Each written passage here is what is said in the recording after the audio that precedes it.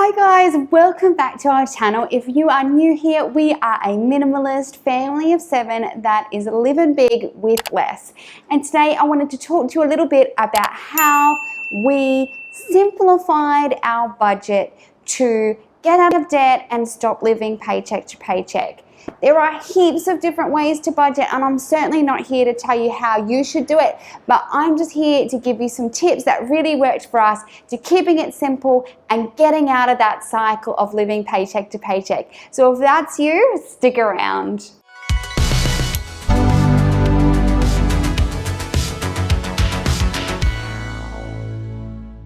So my first tip is to start with the monthly expenses. So even if you get paid weekly or fortnightly, write everything out monthly, and you can be as detailed or as general as you like. So for example, I throw all of my groceries and toiletries together, but for you, maybe you want to have a separate budget for food and a separate budget for household items.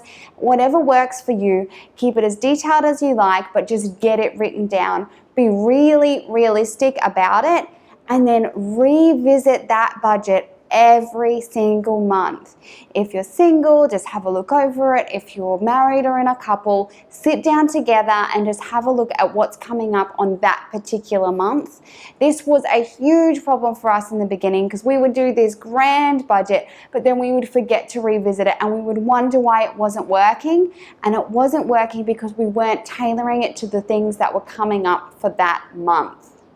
My second tip for you is one of my absolute favorites, and it was a game changer for us, and that is setting up a sinking fund. If you're not familiar with the sinking fund, all it is it's setting aside money for stuff that comes up less frequently than monthly. So how we choose to do that is we have an ING bank account, and then we are able to set up sub bank accounts within our main bank account where we can move the money across to it. So we have one for our car expenses, one for electricity, one for medical costs, and one for gift giving. So if you can decide what you want to do, what expenses you have, perhaps it's schooling. For us, we have lots of things that we can have direct debited out, so we don't worry about setting up funds for those. For you, maybe you don't need an electricity one because you can pay your electricity monthly or you can send them money monthly. But for us, a sinking fund is a great way of keeping track. It is so good because it keeps it out of sight, out of mind, and then when you need it, all of the money you need is there. So what used to happen for us is we look at our budget, oh, we've got a big electricity bill this month, or oh, our rego is due.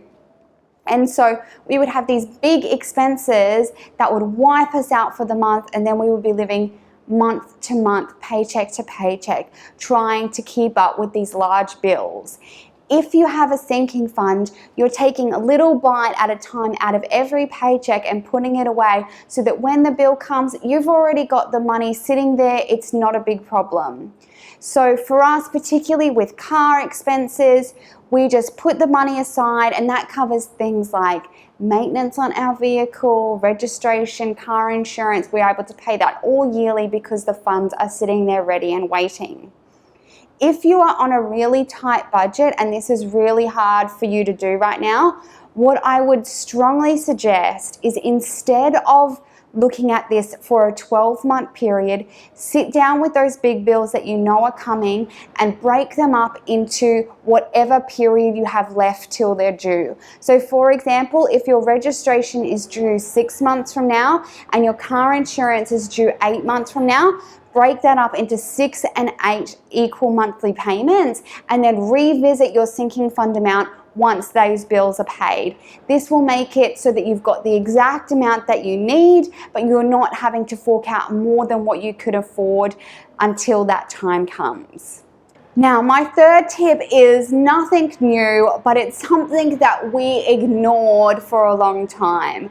And if you're a Dave Ramsey fan like me, I know you've probably already heard this before, but it is set up an emergency fund. Bad things are going to happen, unexpected things are going to happen. That is part of life. No matter how lucky you are, I think these things are going to crop up from time to time. Now, I actually differ from Dave Ramsey when it comes to the amount that you set aside. For example, we live here in Australia, and so we're not using American dollars, and we also have a large family. So for us, we keep a higher emergency fund.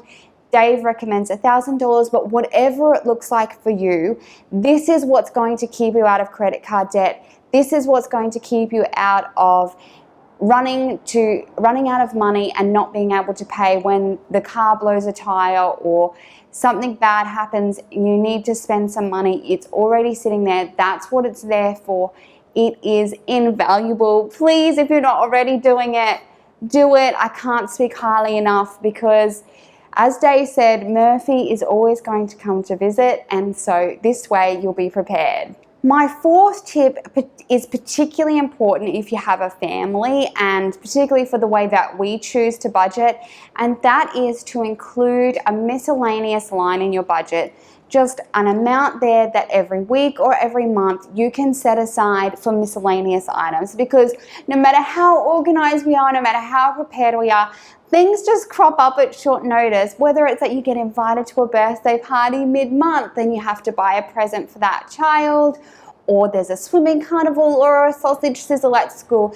These things pop up. So for me, I actually allow myself $50 a week in our budget, which seems like a big amount, but it does cover if I need something within the home. If we need a new toilet brush or something breaks, I know that I've got that $50 there. We're not taking money out of savings for it.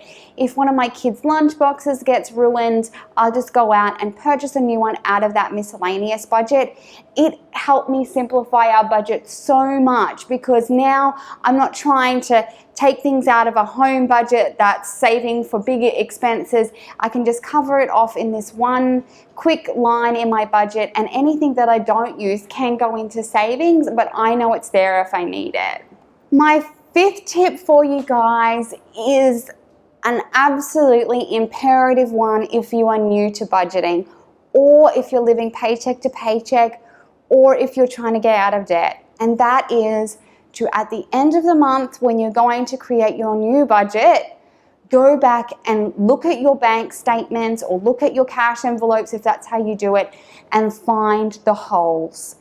I guarantee you, when you start budgeting, you're not going to get it right, and that's absolutely fine. It's new, things change, you're working it out, but there will be holes. Whether that's a digital subscription that you forgot you had for your iCloud storage, or it's that you're overspending on takeaway, or your grocery budget just wasn't enough for your growing family. Whatever it is, that's completely okay. It doesn't mean that the hole is something you necessarily need to change, but it's something you need to account for in the next month, or stop it completely.